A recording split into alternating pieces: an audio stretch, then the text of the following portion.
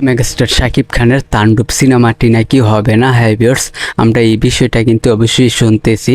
তো ভিউয়ার্স, এই বিষয়টা আসলে কতটুকু সত্যি, তো অবশ্যই এই বিষয়টা নিয়ে আমরা কথা বলবো। লাইক দিয়ে সম্পূর্ণ ভিডিওটা দেখতে থাকেন, চ্যানেল নতুন হলে সাবস্ক্রাইব করবেন।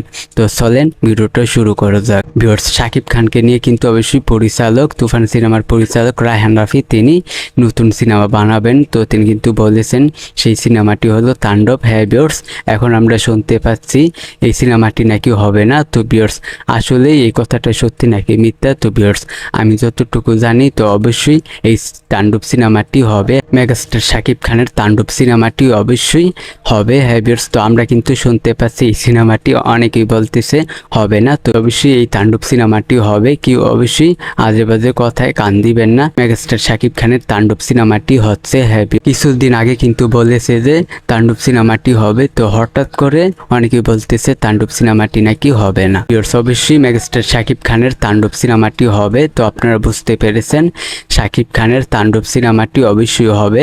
এই সিনেমাটি অবশ্যই কিন্তু কুরবানি ঈদে মুক্তি পাওয়ার কথা। হ্যাঁ ভিউয়ার্স, কুরবানি ঈদে এই সিনেমাটি মুক্তি পাওয়ার কথা। তো শাকিব খানের তাণ্ডব সিনেমাটি হচ্ছে। তো আমরা অবশ্যই কিছুদিন সময় হলে আমরা জানতে পারবো।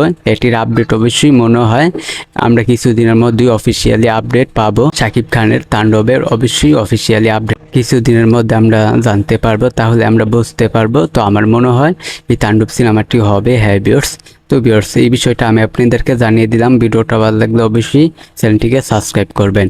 আজকের ভিডিও এই পর্যন্ত, পরের ভিডিওর জন্য সবাই অপেক্ষা করতে থাকেন।